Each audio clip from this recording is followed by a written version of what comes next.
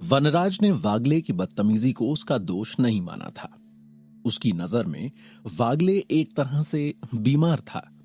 उस पर अहंकार की जिस ऊर्जा का असर था, उस ऊर्जा के असर में रहते हुए अगर वो कोई भी काम करता तो उसे उसके व्यक्तित्व से नहीं जोड़ा जाना चाहिए। ये वनराज की खासियत थी कि वो अपने साथ किए गए किसी भी व्यवहार के आधार पर किसी का आकलन नहीं करता था और इसलिए वागले अभी सुरक्षित था।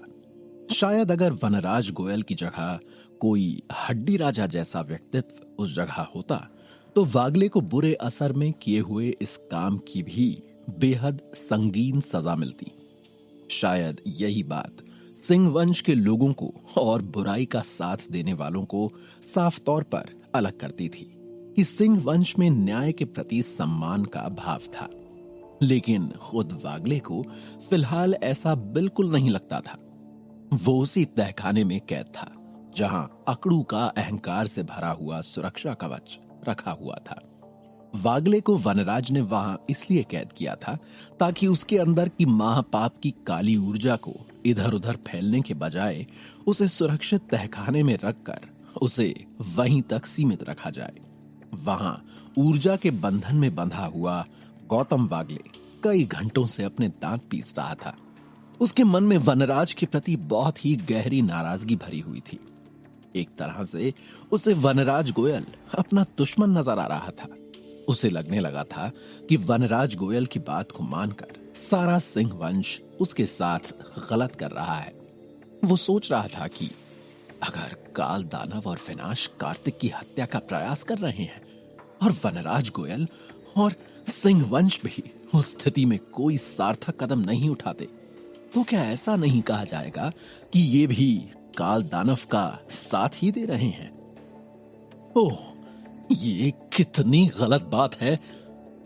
इस तरह की भावनाओं से भरा हुआ गौतम बड़ी तेजी से अपना दिमाग चला रहा था कि उसे क्या करके यहां से बाहर निकलना चाहिए। जल्द ही उसके दिमाग ने एक बार और उल्टा रास्ता पकड़ लिया, जिसे पकड़ना शायद सबसे बुरी बात हो सकती थी। उसने उस तहखाने में रखे सुरक्षा कवच की ओर देखा और उसके मन में एक ख्याल कौंध गया। अगर वो अपनी सारी ऊर्जा एक साथ जुटाकर उस सुरक्षा कवच की बाकी सारी ऊर्जा को भी अपने में अवशोषित करे तो शायद उसकी ऊर्जा से उत्पन्न बल इतना बढ़ सकता था कि वो तहखाने से बाहर निकल सकता था। बाहर निकलने के लिए सुरक्षा कवच का उपयोग उसे ओढ़ने में किया जा सकता था। उस कवच को ओढ़ने पर वागले के अंदर की काली ऊर्जा का किसी और को पता भी नहीं चलता। आज जब मेरे दोस्त को मेरी जरूरत है और वनराज गोयल और सिंह वंश भी ऐसे में हाथ पर हाथ रखकर बैठा है, तब भले ही कुछ भी हो, लेकिन मुझे इस हालत में अपने दोस्त की मदद करने के लिए जाना ही चाहिए। अब चाहे इसके लिए मुझे कितना भी बड़ा खतरा क्यों ना उठाना पड़े। अपने आप में ये सोचते हुए गौतम ने अपनी सारी ऊर्जा एकत्रित की और काली ऊर्जा से भरे हुए सुरक्षा कवच की ओर अपनी यौगिक ऊर्जा का एक ठोस जाल फेंका। पहली बार में वो सफल नहीं हुआ। वो जाल उस सुरक्षा कवच से कुछ 5 फीट पीछे जाकर ठहर गया और गौतम ने झल्लाहट में अपना सिर हिलाया। फिर उसने दोबारा कोशिश की। इस बार वो थोड़ा बेहतर कर सका। वो जाल सुरक्षा कवच के लगभग 3 फीट पीछे जाकर गिर गया। अब गौतम की झल्लाहट बढ़ रही थी। उसने फिर बार बार कोशिश की, लेकिन हर बार वो जाल 3 फीट पीछे ही जाकर गिर जाता था। शायद ये उसकी शक्ति का सबसे बेहतर स्तर था। अगर ऐसी बात थी तो उसे अपनी सोच को सार्थक करने के लिए और शक्ति की जरूरत थी। अगले कई घंटों तक बैठकर वागले सोचता रहा कि वो क्या करे। कार्तिक अपने बंगले में लंबे वक्त तक उदास पड़ा रहा। उसे हर पल माया की याद आ रही थी, लेकिन माया उसके पास नहीं थी और फिलहाल ऐसा कोई रास्ता भी नहीं था जिससे वो माया के पास जाना तो दूर, उससे बात भी कर सके। अब जाकर उसे ये महसूस हो रहा था कि महादेवी से माया को शुष्क रक्त संप्रदाय में देने का सौदा करना उस पर कितना भारी पड़ रहा था। उसने खुद ही उस राजीनामे पर हस्ताक्षर कर दिए थे कि अब वो माया से दूर रहेगा। ये एक बहुत विडंबना वाली अजीब सी बात थी। अमरलोक में इतने सालों तक रहने के बाद और दुनिया के कितने ही लोगों पर एक अमर योद्धा के रूप में राज करने के बाद वो जिस माया के लिए पृथ्वी लोक पर लौटा था, जिसके लिए उसने अपना दूसरा जन्म पूरी तरह कुर्बान कर दिया था, उसे ही किसी दूसरे को सौंपने का सौदा करके उसे आज इस बंगले में अकेला रहना पड़ रहा था। काफी देर तक वो पुरानी यादों में उलझा रहा। उसे एक के बाद एक अपने और माया के साथ बिताए पल याद आ रहे थे। फिर रात होने लगी, अंधेरा छाने लगा, आसमान में से रोशनी गायब होने लगी थी, ठंड बढ़ गई थी। कार्तिक उस ठंडक को महसूस कर रहा था और सोच रहा था, माहौल में मौसमी ठंडक है और ये वो ठंडक नहीं जो माया की आवाज सुनकर तब महसूस हुई थी जब मैं पाताल लोक से निकलने वाला था। अब की बार जब मैं माया से मिलूंगा तो वो एक नए रूप में होगी। कितना अजीब होगा उसे इस नए रूप में देखना। उसने करवट बदलकर पास रखे तकिए को खींचकर अपनी बाहों में भर लिया। लेकिन उसे भी तो कितना अजीब लगा होगा जब मेरे मरने के बाद उसने मुझे खो दिया था। मेरा दूसरा जन्म हुआ, मैं फिर उसके पास आ सका। हम दोनों के बीच जैसे सारे संसार ने हर बार आने की कोई कसम खा रखी है। अब की बार माया जब मेरे पास होगी तो क्या उसके जिस्म में वही पहले वाली गर्माहट होगी या फिर वो अपने साथ उस तरह की कोई ठंडक लेकर आएगी जैसी उन दोनों लड़कियों राम्या और काम्या में थी। पता नहीं, जैसे किस्मत हमारे साथ लुका छुपी खेल रही है। ये इंतजार कब खत्म होगा? सोचते सोचते उसकी आंखें बंद होने लगीं और उसने अपनी बाहों में रखा हुआ तकिया जोर से खींच लिया। महादेवी ने माया को उसकी झोपड़ी में ऊर्जा के संरक्षित क्षेत्र के अंदर रखा हुआ था।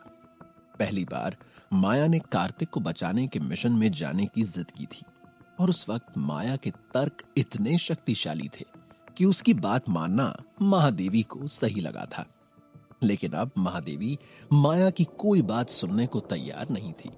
उसका साफ साफ कहना था कि जब तक माया अपनी ऊर्जा को उसके उच्चतम स्तर तक पहुंचाकर पूरी तरह स्वस्थ नहीं हो जाती है और उसके बाद शुष्क रक्त संप्रदाय के सभी तरह के रस्मों रिवाज पूरे करके संप्रदाय के कुल देवता के आगे अपने समर्पण का वचन देने का सबसे बड़ा और सबसे महत्वपूर्ण काम पूरा नहीं कर लेती है, तब तक उसे किसी भी बाहरी व्यक्ति से किसी भी तरह का संपर्क करने की कोई सुविधा नहीं दी जाएगी।